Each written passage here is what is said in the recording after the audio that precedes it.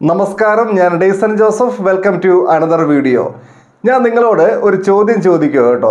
ചോദ്യം ഇതാണ്: നിങ്ങൾക്ക് ചിട്ടി ഉണ്ടോ? ഉണ്ട് എന്നാണ് നിങ്ങളുടെ ഉത്തരവെങ്കിൽ അടുത്ത ചോദ്യം: എന്തുകൊണ്ടാണ് നിങ്ങൾ ചിട്ടിയിൽ ചേർന്നത്? ചിട്ടി കമ്പനിയുടെ ഏജന്റുമാര് പുറകെ നടന്ന് ശല്യപ്പെടുത്തിക്കൊണ്ടിരുന്നു. ആ ശല്യം ഒഴിവാക്കാൻ വേണ്ടി ഞങ്ങളുടെ നാട്ടിൽ ഒരു വ്യക്തി ചിട്ടി നടത്തുന്നുണ്ട്. നാട്ടുകാരെല്ലാവരും തന്നെ അതിൽ ചേരുന്നുണ്ട്. അതുകൊണ്ട് ഞാനും ചേർന്നു. ഞങ്ങൾക്കൊരു സ്വാശ്രയ സംഘമുണ്ട്, അല്ലെങ്കിൽ ഒരു സംഘടനയുണ്ട്. ആ സംഘടനയുടെ വകയിൽ ചിട്ടിയുണ്ട്. എല്ലാ മെമ്പേഴ്സും അതിൽ ചേരണം. അതുകൊണ്ട് ചേർന്നു. എല്ലാ മാസവും എനിക്ക് കുറച്ച് പൈസ മിച്ചം വെക്കാൻ വേണ്ടി പറ്റുന്നുണ്ട്. അത് ഇൻവെസ്റ്റ് ചെയ്യാൻ വേണ്ടി ഞാനൊരു ചിട്ടിയിൽ ചേർന്നു. ഇതിൽ ഏതെങ്കിലും ആണോ നിങ്ങളുടെ ഉത്തരം? ആണെങ്കിൽ ആ കാര്യം ഉറപ്പായിട്ടും ഒന്ന് കമന്റ് ചെയ്തേക്കണേ. നമ്മൾ മലയാളികൾ ഒരുപാട് സ്നേഹിക്കുന്ന ഒരു സംഗതിയാണ് ചിട്ടി അഥവാ കുറി. എന്നാൽ നമ്മൾ മിക്കവരും യാതൊരു പ്ലാനിങ്ങും ഇല്ലാതെയാണ് ഈ ചിട്ടിയിലൊക്കെ പോയി ചേരുന്നത്. ശരിക്കും അങ്ങനെയല്ല വേണ്ടത്. വ്യക്തമായ പ്ലാനിങ്ങോടുകൂടി വേണം നമ്മൾ ചിട്ടിയിൽ ചേരാൻ വേണ്ടിയിട്ട്. അതും ചിട്ടി എന്ന് പറയുന്ന സാധനം നമുക്ക് ആവശ്യമാണെങ്കിൽ മാത്രമേ അതിൽ ചേരാൻ വേണ്ടി പാടുള്ളൂ. അപ്പോൾ എങ്ങനെയാണ് ചിട്ടിയിൽ ചേരുന്നതിന് മുമ്പ് ഒരു പ്ലാനിങ് നമ്മൾ നടത്തേണ്ടത്? എന്തൊക്കെയാണ് നമ്മൾ ശ്രദ്ധിക്കേണ്ട പ്രധാനപ്പെട്ട സംഗതികൾ? ഈ കാര്യങ്ങൾ ഏറ്റവും വ്യക്തമായി, ഏറ്റവും സിമ്പിളായി മനസ്സിലാക്കുവാൻ ഈ ചെറിയ വീഡിയോ പൂർണ്ണമായിട്ടും കാണുക. ഒരു ചിട്ടിയിലേക്ക് പോയി ചേരുന്നതിന് മുമ്പ് നമ്മൾ ആദ്യം നോക്കേണ്ട കാര്യം, എനിക്ക് ഇപ്പോൾ ഒരു ചിട്ടി ആവശ്യമുണ്ടോ എന്നുള്ളതാണ്. ഈ ചിട്ടി എന്ന് പറയുന്ന സംഗതിയെ പറ്റി പറയുമ്പോൾ പൊതുവെ കേൾക്കുന്ന ഒരു കാര്യമാണ്, ചിട്ടി രണ്ട് മുഖമുള്ള ഒരു ഫിനാൻഷ്യൽ പ്രൊഡക്റ്റ് ആണത്രേ. ചിട്ടി ഒരേ സമയം ഇൻവെസ്റ്റ്മെന്റ് ആയിട്ടും ലോണിന്റെ പകരക്കാരനായിട്ടും ഉപയോഗിക്കാൻ പറ്റുമത്രേ. പക്ഷെ നമ്മളത് അംഗീകരിക്കുന്നില്ല കേട്ടോ. ഇത് തെറ്റാണെന്നാണ് ഞങ്ങൾ പറയുന്നത്. ചിട്ടി ഒരിക്കലും എന്തല്ല, ഒരു ഇൻവെസ്റ്റ്മെന്റ് അല്ല. പക്ഷേ ചിട്ടി എന്ന് പറയുന്ന സാധനത്തെ ലോണിന്റെ പകരക്കാരനായിട്ട് ഉപയോഗിക്കാൻ വേണ്ടി പറ്റും. നല്ല രീതിയിൽ പ്ലാൻ ചെയ്ത് ചെയ്യുവാണ് എങ്കിൽ ലോൺ എടുക്കുന്നതിനേക്കാൾ മികച്ച ഒരു സംഗതിയായിട്ട് നമുക്ക് ചിട്ടിയെ പ്രയോജനപ്പെടുത്താൻ വേണ്ടി പറ്റും. ആ കാര്യത്തിൽ സംശയമില്ല. ലോണിന് പകരക്കാരനായിട്ട് ചിട്ടിയെ എങ്ങനെയാണ് ഉപയോഗിക്കേണ്ടത് എന്നതിനെ പറ്റി നമ്മൾ വിശദമായിട്ടുള്ള ഒരു വീഡിയോ ചെയ്തിട്ടുണ്ട്.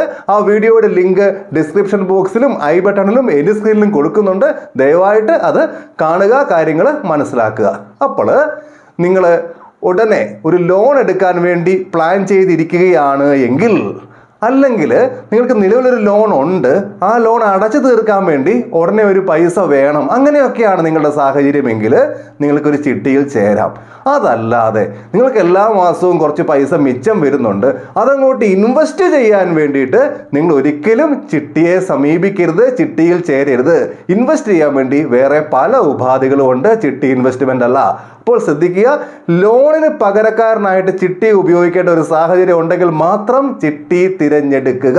ഓക്കെ, ഇനി നിങ്ങൾക്ക് അത്ര ഒരു സാഹചര്യം ഉണ്ടെന്നുണ്ടെങ്കിൽ ചിട്ടിയിൽ ചേരണം. അതുകൊണ്ട് നമുക്ക് രണ്ടാമത്തെ കാര്യത്തിലേക്ക് പോകാം. രണ്ടാമത്തെ കാര്യം ഇതാണ്: ചിട്ടിയിൽ എവിടെയാണ് ചേരേണ്ടത്? നമ്മുടെ നാട്ടിൽ പല തരത്തിലുള്ള ചിട്ടി സ്ഥാപനങ്ങളുണ്ട്.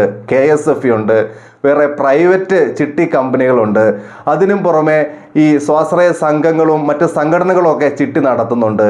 അതിനും അപ്പുറത്തേക്ക് സ്വകാര്യ വ്യക്തികളും ചിട്ടി നടത്തുന്നുണ്ട്. ഏതിലാണ് ചേരേണ്ടത്?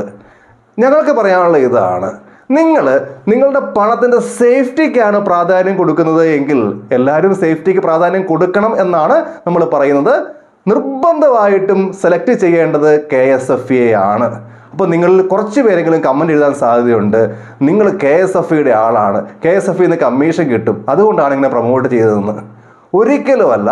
ഞങ്ങൾക്ക് KSFE ആയിട്ട് യാതൊരു ബന്ധവുമില്ല, യാതൊരു കമ്മീഷനും KSFEന്നില്ല. സത്യമായ ഒരു കാര്യം ഇവിടെ പറയുന്നു എന്ന് മാത്രം. പല ആളുകളും ബന്ധങ്ങളുടെയൊക്കെ പേരിൽ സ്വകാര്യ വ്യക്തികളുടെയൊക്കെ ചിട്ടിയിലൊക്കെ പോയി ചേരാറുണ്ട്. ദയവായിട്ട് ചേരാതിരിക്കുക. അതുപോലെ പ്രൈവറ്റ് ചിട്ടി കമ്പനികളെയും ഒഴിവാക്കാൻ വേണ്ടി ശ്രമിക്കുക. നല്ല നിലയിൽ വളരെ വർഷങ്ങളായിട്ട് പ്രവർത്തിക്കുന്ന ചില സ്വകാര്യ ചിട്ടി കമ്പനികളൊക്കെ ഉണ്ട് എന്നുള്ള കാര്യം വിസ്മരിക്കുന്നില്ല. ഇങ്ങനെയൊക്കെയാണ് എങ്കിലും KSFE ചിട്ടികൾ തന്നെയായിരിക്കും നല്ലത്. ഇനി മൂന്നാമത്തെ കാര്യം, ഏത് ചിട്ടിയിലാണ് ചേരേണ്ടത്? ചിട്ടികൾ പല തരമുണ്ടല്ലേ. ഇപ്പം 10 ലക്ഷം രൂപ സ്ഥലമുള്ള ചിട്ടിയിൽ ചേരേണ്ട ഒരു വ്യക്തിക്ക് മുമ്പിൽ അത് പല തരത്തിലുണ്ട്. 100 മാസത്തെ ഉണ്ട്, 10,000 രൂപ വെച്ച് മന്ത്ലി അടയ്ക്കേണ്ടത്. അതുപോലെ 50 മാസത്തെ ഉണ്ട്, 20,000 രൂപ വെച്ച് മന്ത്ലി അടയ്ക്കേണ്ടത്. അതുകൊണ്ട് 40 മാസത്തെ ഉണ്ട് 25,000 വെച്ച് മന്ത്ലി അടയ്ക്കേണ്ടത്. ഇതെല്ലാം 10 ലക്ഷം രൂപയുടെ ചിട്ടികളാണ്. സ്ഥല മാത്രം നോക്കിയാൽ പോരാ. ഇപ്പം 5 ലക്ഷം രൂപയുടെ ചിട്ടി വേണ്ട ആളുടെ മുമ്പിലും ഇത്തരത്തിലുള്ള നിരവധി ഓപ്ഷൻസ് ഉണ്ടാവും. നമുക്ക് ഒരു മാസം എത്ര രൂപ ചിട്ടിയിലേക്ക് അടയ്ക്കാനുള്ള കേപ്പബിലിറ്റി ഉണ്ട്, നമുക്ക് എത്രത്തോളം ഇൻകം ഉണ്ട്, നമുക്ക് അടയ്ക്കാൻ പറ്റുന്ന എമൗണ്ടിനുള്ള ചിട്ടി വേണം ചേരാൻ വേണ്ടി.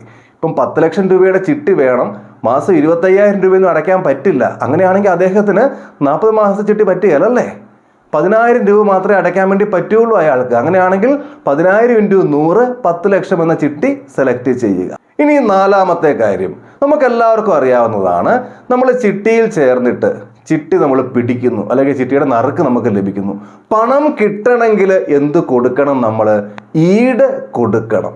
അപ്പോൾ ഈടായിട്ട് എന്തൊക്കെയാണ് അവർ അംഗീകരിക്കുക എന്നുള്ള കാര്യം നമ്മൾ ചിട്ടി ചേരുന്നതിന് മുമ്പ് തന്നെ കൃത്യമായിട്ട് മനസ്സിലാക്കി വെക്കണം. KSFBയുടെ കേസിലാണെങ്കിൽ അതേപ്പറ്റി വ്യക്തമായിട്ടുള്ള വീഡിയോ നമ്മൾ ചെയ്തിട്ടുണ്ട്. ആ വീഡിയോ കണ്ടു നോക്കാവുന്നതാണ്.